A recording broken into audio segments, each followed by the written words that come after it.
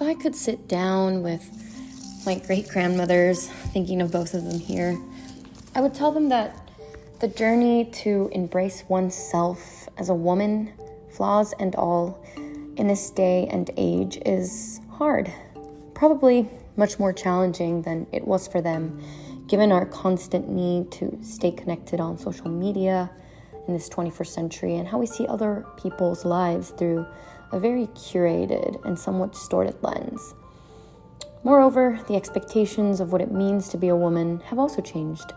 We are expected to balance work and family life and countless other roles.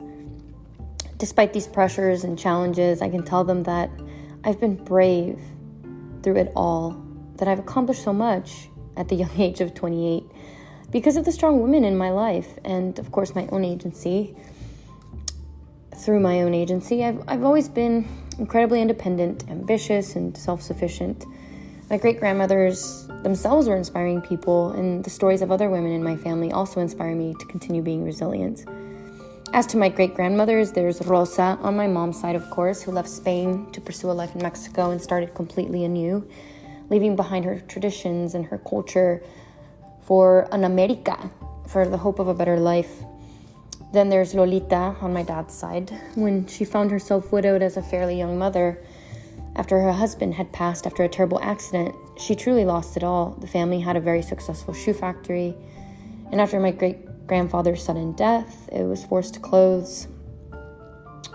My great-grandmother, having lost everything, took her 6 children to LA, had to figure out how to provide for everyone on her own, starting from zero. They lived in a hard part of town.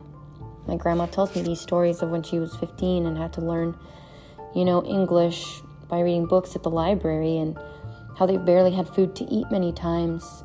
It was only through grit, perseverance, and a good education that Lolita's children were able to thrive as adults and escape poverty.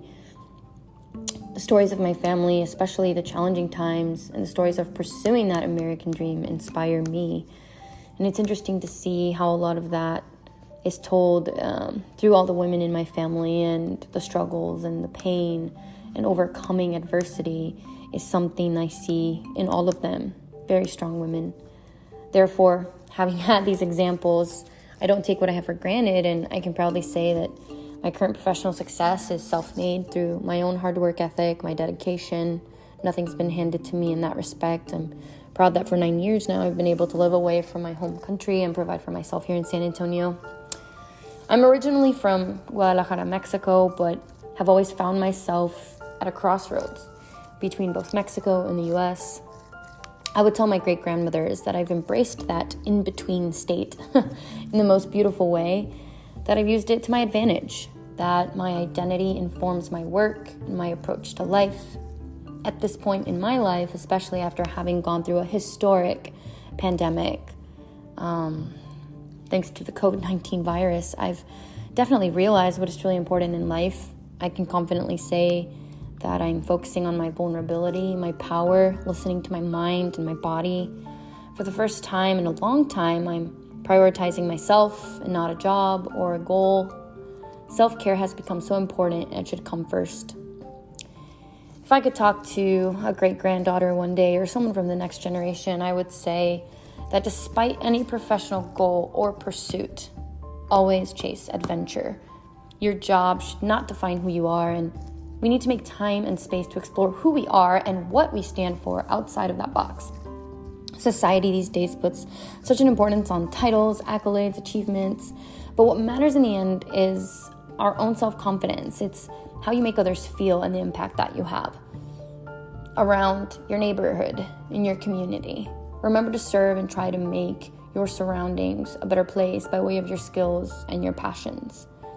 I want to be remembered for my loyalty, my passion for adventure, and having a gentle heart.